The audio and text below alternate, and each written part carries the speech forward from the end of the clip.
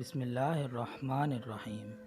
عائشہ university کی بہت سادہ لڑکی تھی جو لڑکوں سے بہت کتراتی تھی، پھر بھی اس کی ارمان سے دوستی ہو گئی جو رفتہ رفتہ محبت میں ڈھل رہی تھی۔ وہ اس کے سوا ہر لڑکے سے دور رہتی تھی۔ ارمان یونیورسٹی کا سب سے خوبرو نوجوان تھا۔ اس کی دوستی بہت سی لڑکیوں سے تھی جو بات عائشہ کو ناگوار گزرتی تھی۔ وہ شام ارمان کی سالگرہ کی شام تھی۔ اس کے سب دوست آئے ہوئے تھے۔ عائشہ بھی اچھے سے تیار ہوئی اور ایک چادر اوڑھ لی کہ وہاں بہت سے لڑکے ہوں گے۔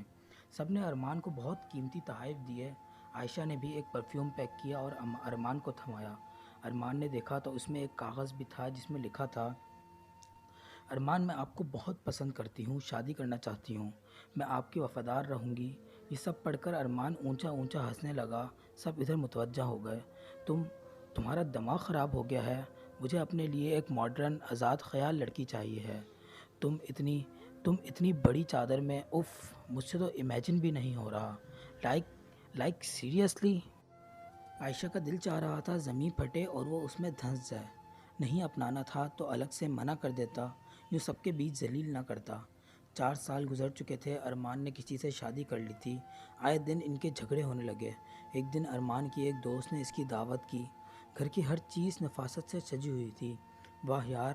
ارمان صوفے پہ بیٹھ کر گھر کا جائزہ لینے لگا۔ ہاں جی، میری مانوں کا کمال ہے، احمد مسکرا کر بولا۔ کھانا کھاتے وقت ارمان پھر بولا، عرصہ ہو گیا گھر کا لذیذ کھانا کھائے، تمہاری بھابھی کو پارٹی سے فرصت نہیں ملتی۔